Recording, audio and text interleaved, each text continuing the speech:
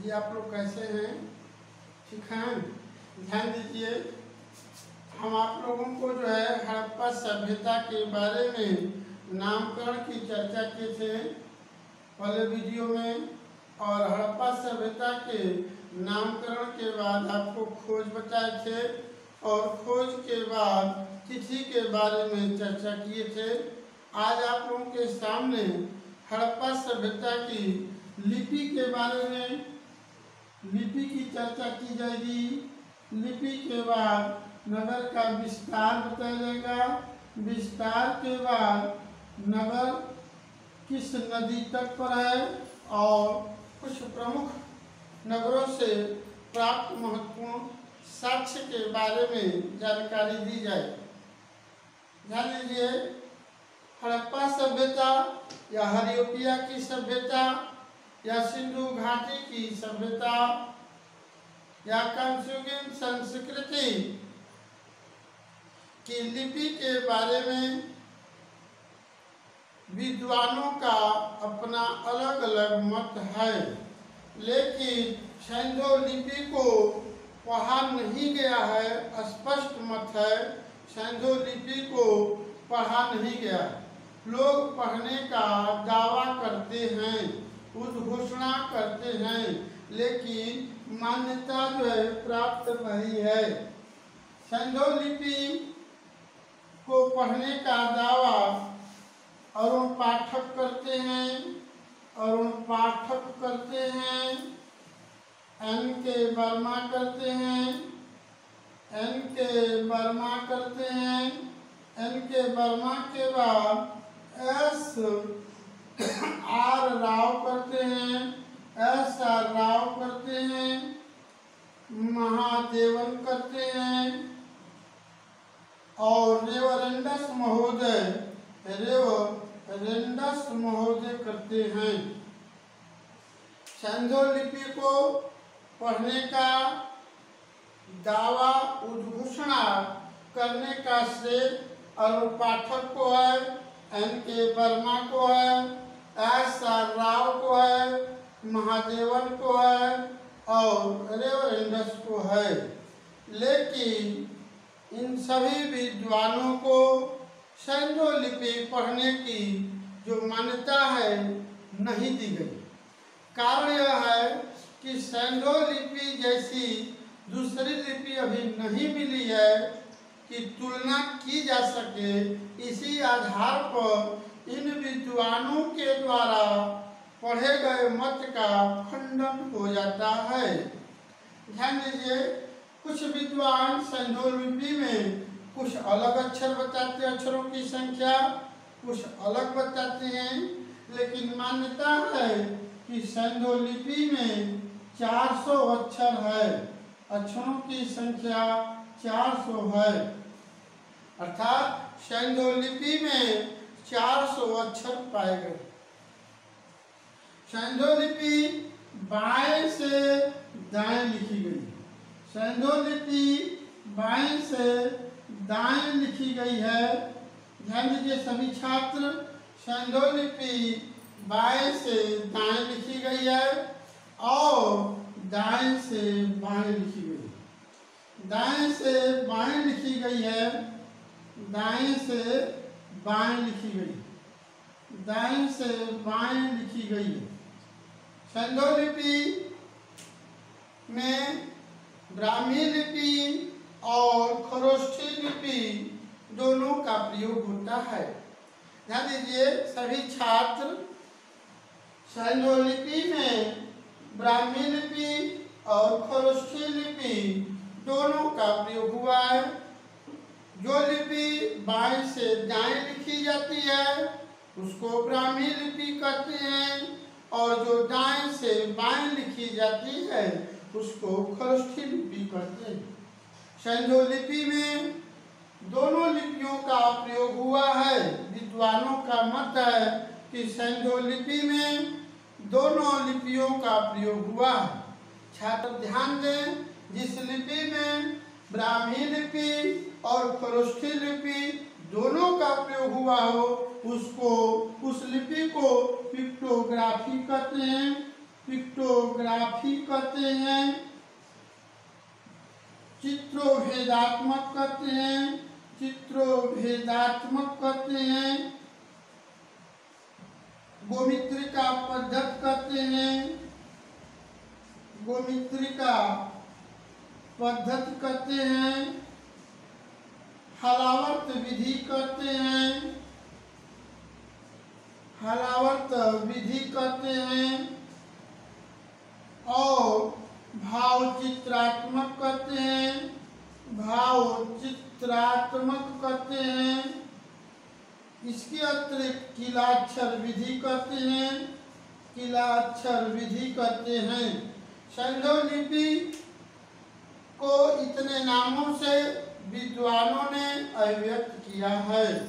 सैंधव लिपि को पिक्टोग्राफी कहते हैं, चित्रोभेदात्मक कहते हैं, गोमित्रिका पद्धति कहते हैं, हलावर्त विधि कहते हैं, भावचित्रात्मक विधि कहते हैं और किलाक्षर विधि कहते हैं।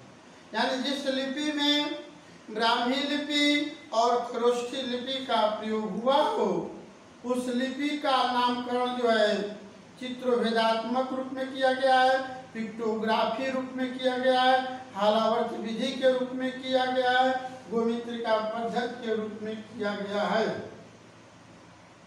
लेकिन सभी छात्र ध्यान दें और वो पाठक N.K. वर्मा पढ़ने का दावा किए, मान्यता नहीं प्राप्त। ऐसा राव महोदय कहते हैं कि सैंधव लिपि की तुलना कुछ संथालों की लिपि जैसी है, जबकि पुरातत्वविद आर्कियोलॉजिस्ट महादेवन का मत है कि जो सैंधव लिपि है आधुनिक कंप्यूटरकृत भाषा है, आधुनिक कंप्यूटरकृत भाषा है। और रेवरेंडस महोदय सैंधव लिपि या हड़प्पा लिपि की तुलना तमिल लिपि से करती हैं, सैंधव लिपि की तुलना तमिल लिपि से करते हैं, लेकिन मान्यता किसी को प्राप्त नहीं है। ये आपका लिपि के बारे में है। अब आप ध्यान दीजिए, इसके बाद विस्तार के बारे में विद्वानों का अलग अलग मत है।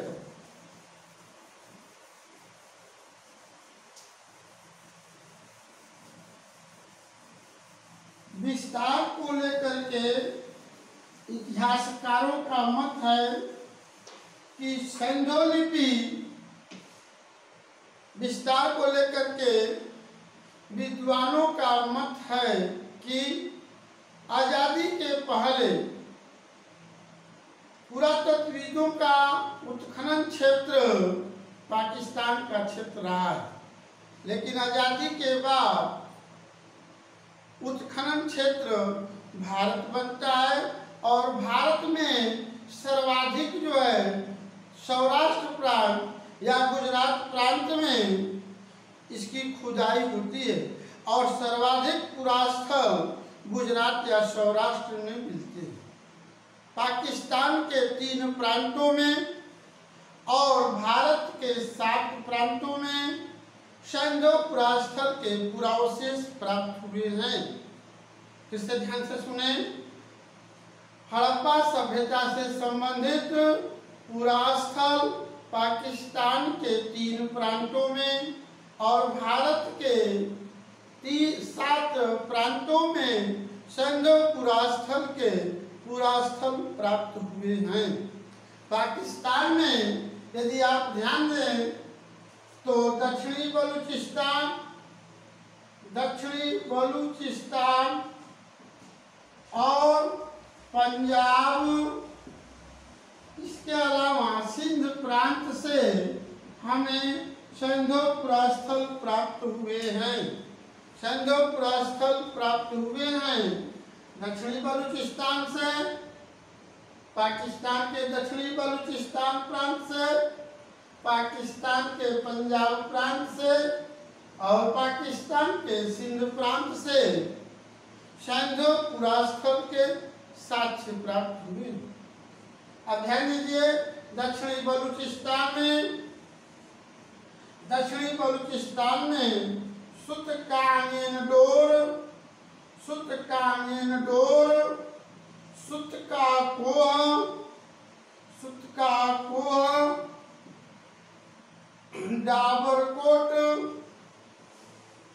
डाबरकोट, मेहरगढ़, राना गुंडई, दम्बसादात, सरजंगल, क्वेटा और क्वेटा घाटी क्षेत्र प्राप्त हुए हैं। ध्यान दीजिए सभी छात्र, पाकिस्तान के दक्षिणी बलूचिस्तान से सुतकानियन डोर, सुतकाकोह और बालाकोट,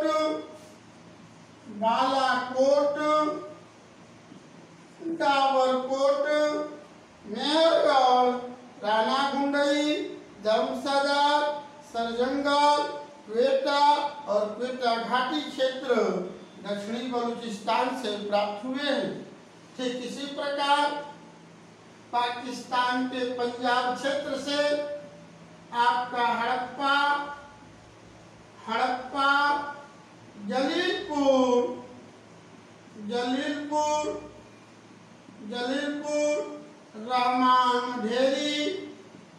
रामांढेरी, चकेपुर, बानेस्याल,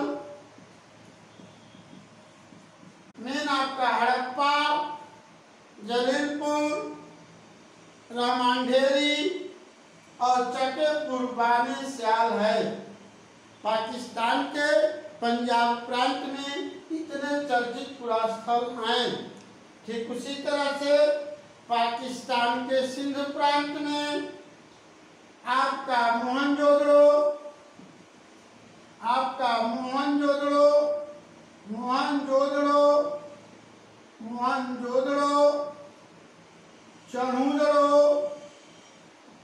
चन्हुदड़ो, कोट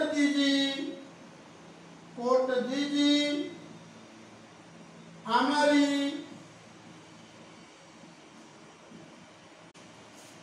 चर्चित स्थल में ध्यान दीजिए सिंध प्रांत में मोहनजोदड़ो, चन्हुदड़ो, कोट दीजी, अमरी। अब आप जैसे बोर्ड पर देखें, पाकिस्तान के 3 राज्यों से सिंधु पुरास्थल के साक्ष्य मिले हैं। दक्षिणी बलूचिस्तान में सुतकांडो, सुतकाकोह, बालाकोट, डाबरकोट, मेहरगढ़, राना गुंडई, दमसदार, सरजंगल, क्वेटा घाटी। पाकिस्तान के पंजाब प्रांत में हड़प्पा, जलीलपुर, रामांढेरी, चकेपुर बानेस्याल और एक चर्चित स्थल डेरा इस्माइल खां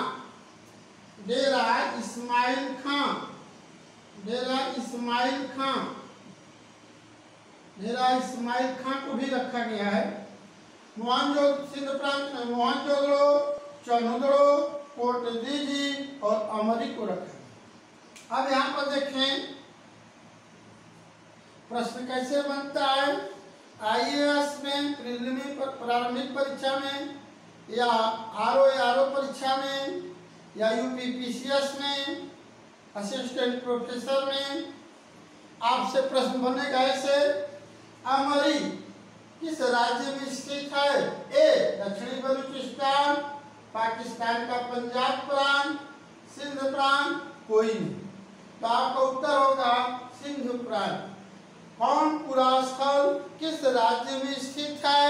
इस तरह से विकल्प बनते हैं, इस तरह से प्रश्न बनते हैं और सभी पुरास्थलों का स्मृति पटल पर रखना पड़ता है और उसके आधार पर आप उचित विकल्प का चयन करते हैं।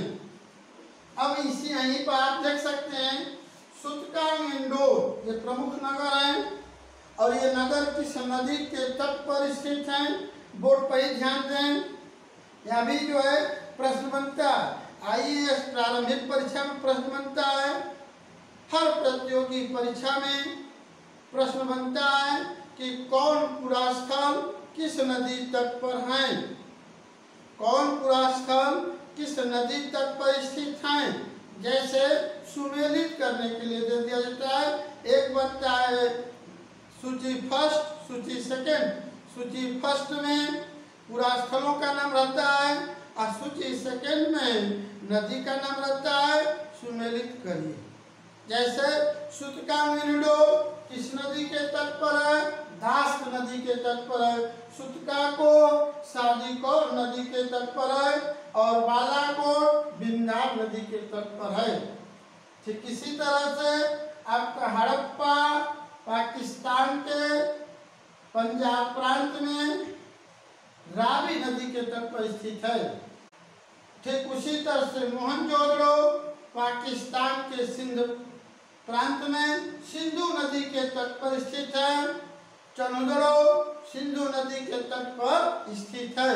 अमरी सिंधु नदी के तट पर स्थित है। ये पाकिस्तान के 3 राज्यों में। ठीक इसी तरह से एक प्रश्न बनता है अफगानिस्तान। बोर्ड पर ध्यान दें। अफगानिस्तान में आपका 2 पुरास्थल है। एक आपका है सोर्तुगई और दूसरा है मुंडी घाट। देखें अफगानिस्तान में 2 पुरास्थल हैं, एक सोर्तुगई और दूसरा आपका मुंडी घाट है। अगर आप वर्तमान की स्थिति में देखें तो सोर्तुगई और मुंडी घाट अफगानिस्तान में स्थित है और ये सभी पुरास्थल बोर्ड पर जो लिखे गए हैं ये सभी पाकिस्तान में हैं। अब आप जो है भारत के राज्यों में सैंधव पुरास्थल को देखें।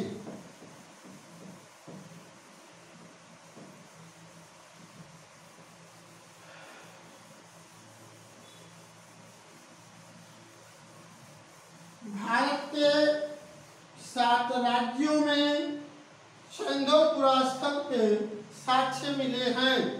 भारत के 7 राज्यों में सैंधव पुरास्थल के साक्ष्य मिले हैं। जैसे आप नंबर 1 पर रखें गुजरात में भी 2 पॉइंट बनता है। गुजरात का जो क्षेत्र है 2 खाड़ी में विभाजित है। एक आपका खंभात की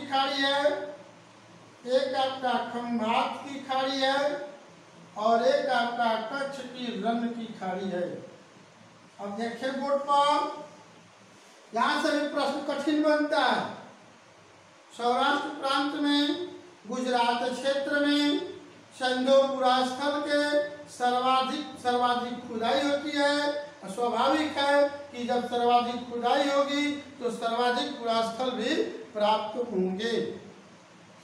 तो गुजरात में 2 एरिया बनता है, एक खंभात की खाड़ी और एक कच्छ की रण की खाड़ी। ठीक इसी तरह से गुजरात के बाद आप राजस्थान को रख सकते हैं। राजस्थान के बाद आप जम्मू कश्मीर को रख सकते हैं। केवल कश्मीर दिखा जा रहा है, जम्मू कश्मीर 3 नंबर पर हो सकता है, 3 नंबर पर। उसके बाद उत्तर प्रदेश 5 नंबर हरियाणा प्रांत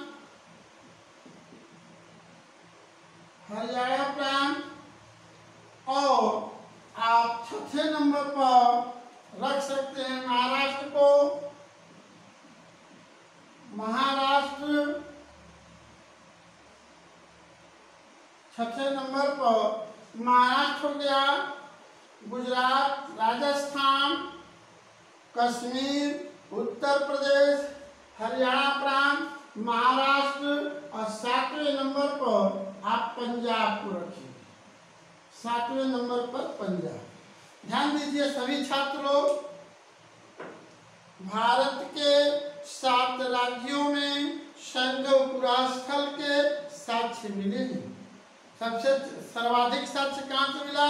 बोर्ड पर देखिए, गुजरात में खंभात की खाड़ी और कच्छ की रण की खाड़ी, ये फर्स्ट नंबर है। इसको हम 1 नंबर पर रखे, दूसरे पर राजस्थान, तीसरे पर जम्मू कश्मीर, चौथे पर उत्तर प्रदेश, 5वां हरियाणा प्रांत, 6वां महाराष्ट्र और 7वां पंजाब क्षेत्र। अब आपको यह जानना है कि इन राज्यों में संगम पुरास्थल से संबंधित कौन कौन पुरास्थल हैं। जैसे देखें, आपका जो खंभात की खाड़ी में देखें, खंभात की खाड़ी में लोथल है, खंभात की खाड़ी में लोथल है, मेघम है, भगतराव है, प्रभास पाटन है, मालवर है, रंगपुर है, रोजदी है। लोथल, मेघम, भगतराव, प्रभास पाटन, मालवर, रंगपुर, रोजदी और सोमनाथ, ये इतने पुरास्थल कहाँ पर स्थित हैं? खंभात की खाड़ी में स्थित। कच्छ के रण की खाड़ी में कौन स्थल स्थित है? धौलावीरा,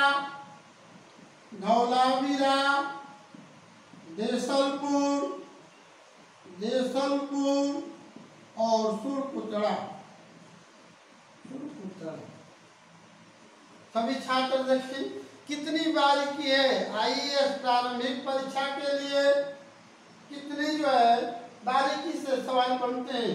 प्रश्न बनेगा, रंगपुर स्थित है, विकल्प में गुजरात नहीं रहेगा, सौराष्ट्र नहीं रहेगा, विकल्प में क्या रहेगा? रंगपुर स्थित है। ए राजस्थान, बी कश्मीर, सी कच्छ की रण की खाड़ी, डी आपका खंभात की खाड़ी। तो आपका उत्तर क्या होगा? खंभात की खाड़ी। यानी गुजरात के क्षेत्र का क्लासिफिकेशन होता है, वर्गीकरण होता है, और उस वर्गीकरण में 2 यूनिट बनता है, एक खंभात की खाड़ी और एक कच्छ की रण की खाड़ी। तो खंभात की खाड़ी में कौन सा स्थल स्थित है? आपका लोथल है, मेघम है, भगतराव है, प्रभास पाटन है, सोमनाथ है, मालवड़ है, रंगपुर है, रोजदी है। इसी तरह से राजस्थान में एक चर्चित स्थल है आपका कालीबंगा। राजस्थान में एक चर्चित स्थल है कालीबंगा। जम्मू कश्मीर में एक स्थल है आपका मांडा। जम्मू कश्मीर में एक स्थल स्थित है मांडा। उत्तर प्रदेश में एक चर्चित स्थल है आलमगीरपुर।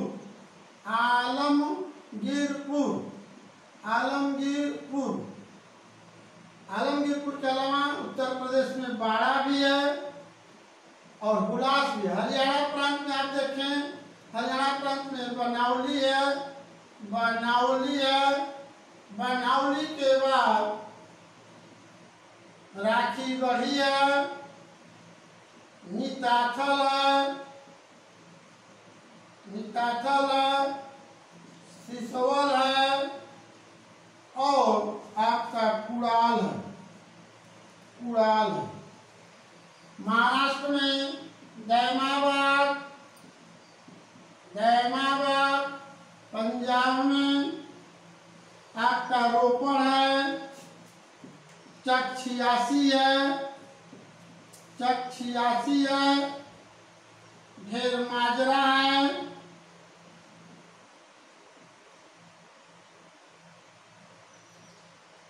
ध्यान दीजिए। इतने आप पुरास्थल जो है आपका भारतीय क्षेत्र में हैं, जो सर्वाधिक चर्चित पुरास्थल हैं।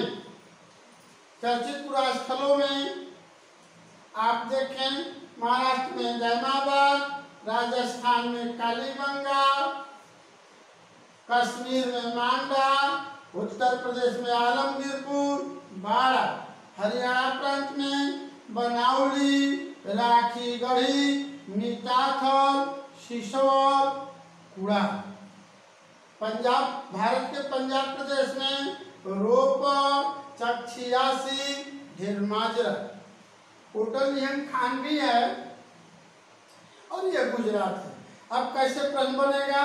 सिर्फ प्रारंभिक परीक्षा में प्रश्न बन जाएगा कि आपका धौलावीरा स्थित है और भारत के राज्यों का नाम दे देगा और इन खाड़ी का विभाजन कर देगा। इस तरह से प्रश्न बने। अब इन पुरास्थल, ये सभी पुरास्थल किस नदी तट पर स्थित हैं? आप देखें, जैसे लोथल है, भोगवा नदी के तट पर स्थित है।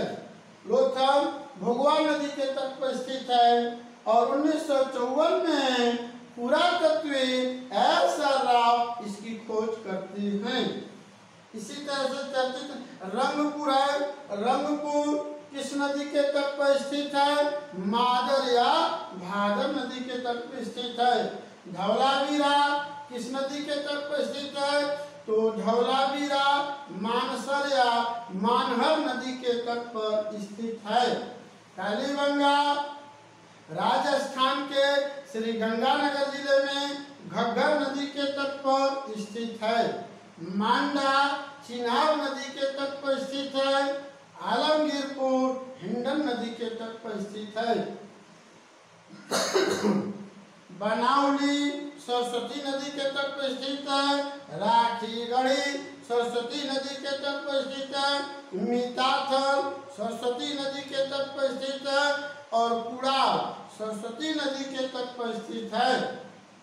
पंजाब में रोपड़ सतलज नदी के तट पर स्थित है और महाराष्ट्र में दैमाबाद प्रवरा नदी के तट पर स्थित है।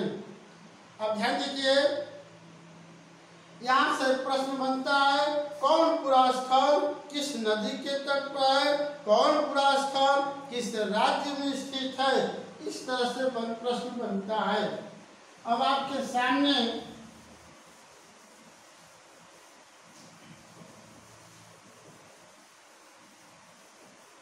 नगर की कुछ प्रमुख विशेषता है और नगर से संबंधित महत्वपूर्ण जो है साक्ष्य की चर्चा की जाएगी। महत्वपूर्ण साक्ष्यों की, जैसे यदि आप देखें, सबसे महत्वपूर्ण पॉइंट ये नगर विन्यास है। बोर्ड पर आप देखें, हम बोर्ड को दो भागों में विभाजित करते हैं। ये आपका जो है पूर्वी क्षेत्र है। आप पूर्वी क्षेत्र को हम LC लिखे, IAS का क्वेश्चन है, और पश्चिमी क्षेत्र को हम C लिखे। सभी छात्र ध्यान से देखें और सुने। पूर्वी क्षेत्र को हमने क्या लिखा? LC लिखा और पश्चिमी क्षेत्र को क्या लिखा? C लिखा। C से तात्पर्य आपका सिटाडेल से, और सिटाडेल का होता है दुर्ग होता है, गढ़ी होता है और किला होता है। सिटाडेल को हम दुर्ग कहते हैं, गढ़ी कहते हैं और किला कहते हैं और इसको बोलते हैं LC का तात्पर्य लोअर सिटी से। और लोअर सिटी का अर्थ क्या होता है? निचला नगर। लोअर सिटी का अर्थ क्या होता है? निचला नगर है। सभी छात्र ध्यान दें, IAS का क्वेश्चन यहाँ से बनता है। और जो बच्चा असिस्टेंट प्रोफेसर इतिहास में परीक्षा देंगे उनको भी यहाँ से प्रश्न मिलेगा। ये सब कठिन प्रश्न है, ध्यान दें। जो पूर्वी क्षेत्र है उसको जो है लोअर सिटी कहते हैं। लोअर सिटी से तात्पर्य आपका निचला नगर से है। और ध्यान दीजिए यार, इसका क्षेत्रफल जो है विस्तृत है। एक पॉइंट, दूसरा पॉइंट, इधर सामान्य जन लोग रहते हैं। सामान्य जन यानी लोअर सिटी, निचले नगर में जनसंख्या अधिक है, इसका क्षेत्रफल अधिक है और सामान्य जन इधर अधिवासित करते हैं या निवासित। पश्चिमी क्षेत्र में संभ्रांत लोग अधिवासित करते हैं। आप ध्यान दीजिए, इसको दुर्ग करते हैं, इसको गढ़ी करते हैं, इसको किला करते हैं और क्षेत्रफल में यह छोटा है। अब आइए इसका क्वेश्चन कैसे बनता है। ध्यान दीजिए, प्रश्न यह बनता है कि हड़प्पा सभ्यता से जो नगर विन्यास का साक्ष्य मिला है उसमें पूर्वी क्षेत्र की अपेक्षा पश्चिमी क्षेत्र का क्षेत्रफल कैसा है। ए विस्तृत है, बी छोटा है और सी न विस्तृत है न छोटा है, डी कोई नहीं। उत्तर क्या लगेगा? उत्तर आपका लगेगा कि पूर्वी क्षेत्र की अपेक्षा पश्चिमी क्षेत्र का क्षेत्रफल छोटा है। कुलीन वर्ग या संभ्रांत लोग पश्चिमी क्षेत्र में। फिर आइए इसका क्वेश्चन बनता है, पीसीएस का भी प्रश्न बनता है कि हड़प्पा सभ्यता में कौन कौन ऐसा पुराना स्थल है जिसके पास दुर्ग और लोअर सिटी का साक्ष्य मिलता है। तो इसमें ध्यान दीजिए, आपका हड़प्पा है, मोहनजोदड़ो है, ये चर्चित दो स्थल ऐसे हैं यहाँ पर जो है आपको दुर्ग और निचला क्षेत्र पाया जाता है। कालीबंगा में भी पाया जाता है, लोथल में भी पाया जाता है, चनुदड़ो में भी पाया जाता है, कुछ अंतर है। ध्यान दीजिए, बहुत बारीकी का क्वेश्चन बनता है यहाँ से। ध्यान दीजिए, जो लोअर सिटी है और जो सिटेडल है आपका जो है अलग अलग रक्षा प्राचीरों से घिरा हुआ। कालीबंगा का जो निचला क्षेत्र है वो अभी रक्षा प्राचीर से चार दीवारी से घिरा हुआ है, लेकिन लोथल आपका ऐसा पूरा स्थल है जिसका एक ही चार दीवारी से दुर्ग और निचला नगर एक ही रक्षा प्राचीर से घिरा हुआ। ये आपका जो है प्रश्न बनता है इस तरह से। इसके बाद आपसे प्रश्न बनेगा कि जो है मोहनजोदड़ो से कौन चर्चित साक्ष्य मिला। जैसे प्रश्न बनता है, लोथल को उठा लीजिए चाहे मोहनजोदड़ो को उठा लीजिए समझने के लिए। जैसे पंचतंत्र की कहानी का साक्ष्य कहाँ से मिलता है? लोथल से मिलता है। इसको खोजने का श्रेय किसको है? बीबी लाल गुप्ता को, जो भारतीय पुरातत्वविद हैं।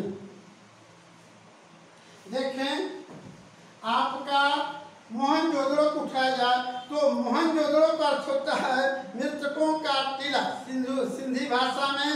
लेकिन आप जैसे देखें, मोहनजोदड़ो से बहुत से साक्ष्य मिले हैं। जैसे सूती वस्त्र का टुकड़ा मिला है चर्चित साक्ष्यों में, और 14.5 सेंटीमीटर कांसे की नर्तकी की प्रतिमा प्राप्त हुई है। और मोहनजोदड़ो से एक ऐसी योगी की प्रतिमा प्राप्त हुई है जिसके बाएं तरफ आप ध्यान दीजिए, एक ऐसी योगी की प्रतिमा मिली है जिसके बाएं तरफ गैंडा है और भैंसा है, दाएं तरफ हाथी और बाघ है और पैर के पास 2 हिरण है। ध्यान दीजिए, बाएं तरफ क्या है? गैंडा और भैंसा है और दाएं तरफ क्या है? हाथी और बाघ है।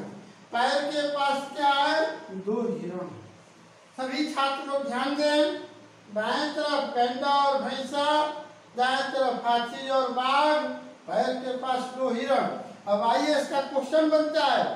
क्वेश्चन की चर्चा करने से पहले इसको और स्पष्ट कर दें। जो योगी की प्रतिमा प्राप्त हुई है, जो बाएं तरफ गैंडा और भैंसा है, दाएं तरफ हाथी और बाघ है, पैर के पास 2 हिरण है, इस योगी की तुलना भारतीय पुरातत्व के जो डायरेक्टर थे जॉन मार्शल, इस योगी की तुलना पशुपति शिव से करते हैं। पुरातात्विक दृष्टिकोण से परब्रह्म परमात्मा शिव का प्राचीनतम पुरातात्विक सच यही माना गया। परब्रह्म परमात्मा शिव का पुरातात्विक साक्ष्य मोहनजोदड़ो से प्राप्त होता है। इस आधार पर यह भी कहा जाता है कि सबसे प्राचीन देवता कौन है? तो परमात्मा शिव हैं। इस योगी की पहचान कौन किया? John Marshall. जो किस पद पर थे? भारतीय पुरातत्व सर्वेक्षण विभाग के डायरेक्टर। अब प्रश्न कैसे बनता है? एक प्रश्न देखिए कितना बारीकी का प्रश्न है। गैंडा, भैंसा, वृषभ और हिरण।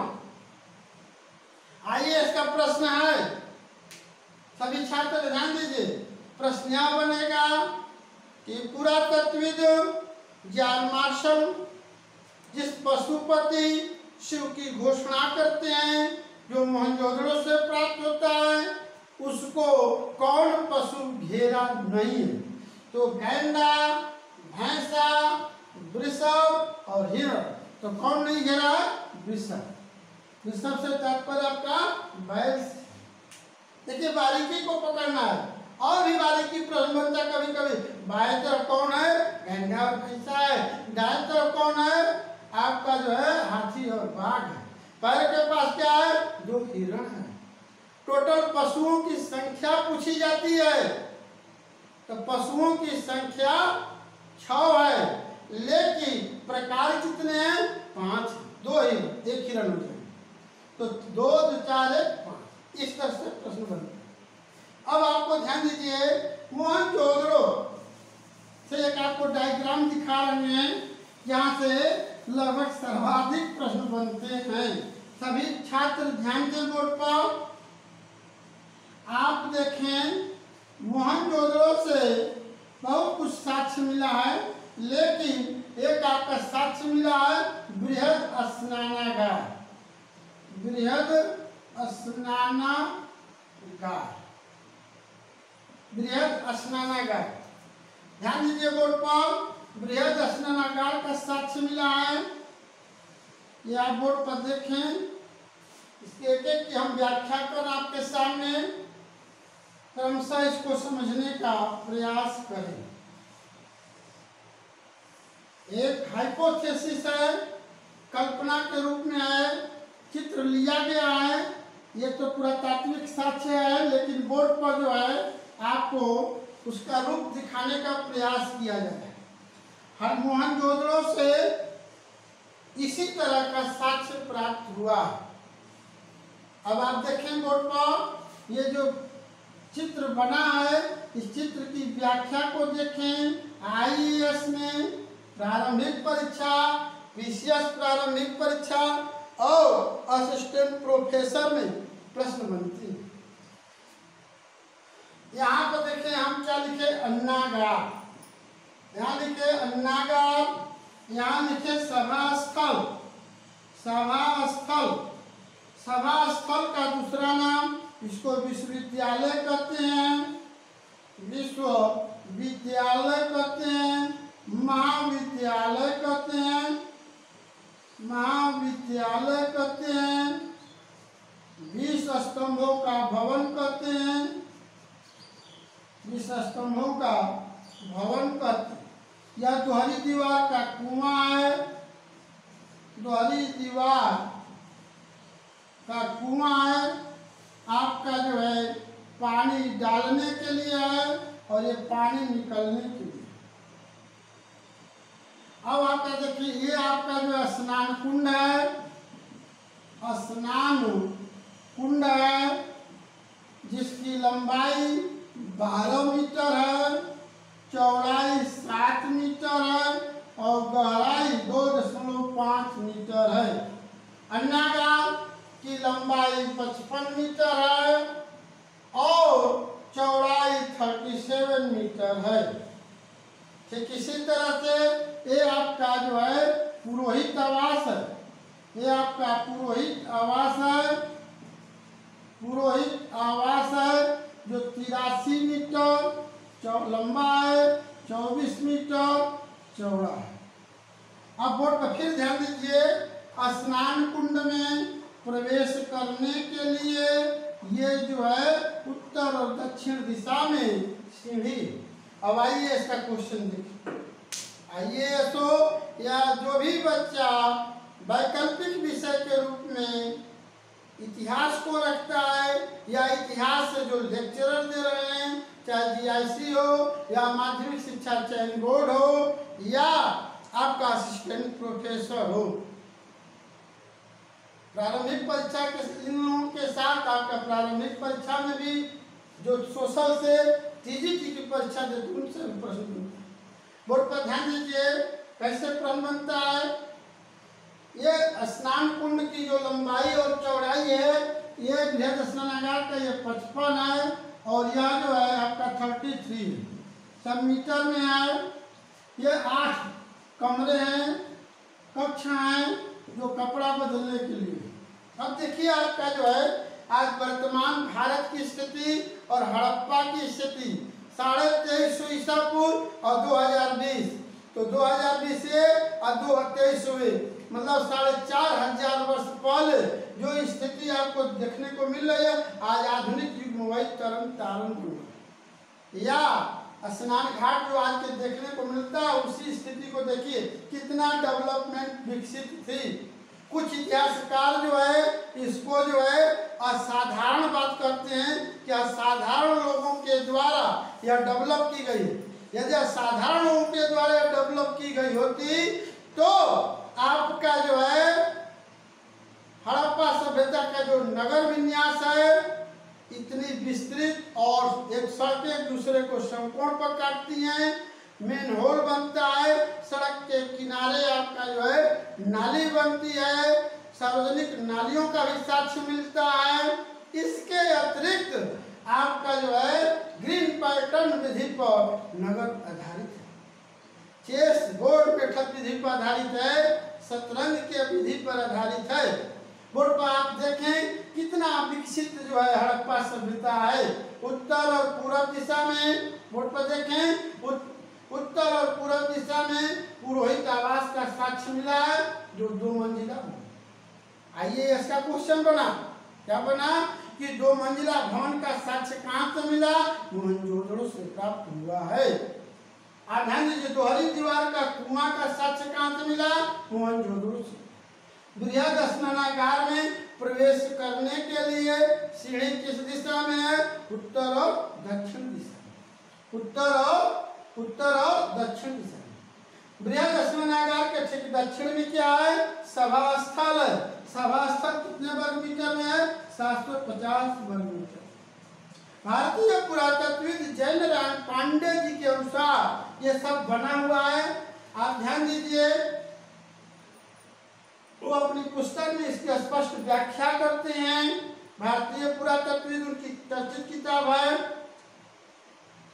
वहाँ जो है ये 55 मीटर लंबा, 33 मीटर चौड़ा और यह सभा स्थल जो है 750 वर्ग मीटर। ये 20 स्तंभों का भवन है। आज आधुनिक जो भवन में स्तंभ लगे हुए या अशोक के स्तंभ जो साक्ष्य मिलते हैं, अशोक के स्तंभों पर भी कह सकते हैं कि जो है हड़प्पा जो है पुरास्थल से प्राप्त स्तंभों की अनुकृति है।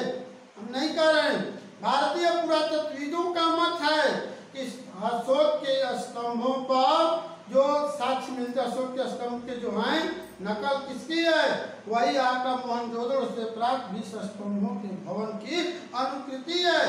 कुछ इतिहासकार कहते हैं कि दारा के स्तंभों की अनुकृति है, लेकिन ऐसा नहीं। आप ध्यान दीजिए दक्षिण दिशा में सभा स्थल है जिसको विश्वविद्यालय कहते हैं, महाविद्यालय कहते हैं, 20 स्तंभों का भवन। पश्चिम दिशा में क्या है? अन्नागार है जिसकी लंबाई 55 मीटर और चौड़ाई 37 मीटर है। यदि इनका मल्टीप्लाई किया जाए तो आइए इसका क्वेश्चन बनता है प्रारंभिक परीक्षा का। आइए ऐसा क्वेश्चन बनता है कि संजोपुरा स्थलों से प्राप्त जो है सबसे बड़ा भवन कौन सा है? तो आपका अन्नागार है। सबसे बड़ा भवन क्या है? अन्नागार है। बृहद स्नानागार और पुरोहित आवास से भी बड़ा भवन कौन सा? अन्नागार है। इसी तरह से मोहनजोदड़ो से जो है आपका सबसे चर्चित स्थल, सबसे चर्चित साक्ष्य में यदि आप रख सकते हैं तो अर्नेस्ट मैके को सूती वस्त्र का साक्ष्य मिलता है। और मोहनजोदड़ो से एक योगी की प्रतिमा मिली है जिसके बाएं और दाएं तरफ एक एक मानव नग्न तलवार लेकर खड़े हैं और पीछे सर्प का फण है, जिसकी तुलना जैनों के 23वें तीर्थंकर पार्श्वनाथ से की जाती है। पार्श्वनाथ का संबंध बनारस से है, जैन धर्म में चर्चा की जाएगी। आप ध्यान दीजिए, आप आज आपके यहाँ तक टॉपिक रखा गया है, कर रहे हैं कि उपनिषद पर चर्चा की जाए। कुछ छात्र कमेंट किए कि उपनिषदों पर चर्चा की जाए, तो अगला जो वीडियो बनेगा आपका उपनिषद क्या है, उपनिषद की परिभाषा क्या है, उपनिषदों की संख्या कितनी है, इस पर चर्चा की जाए। धन्यवाद।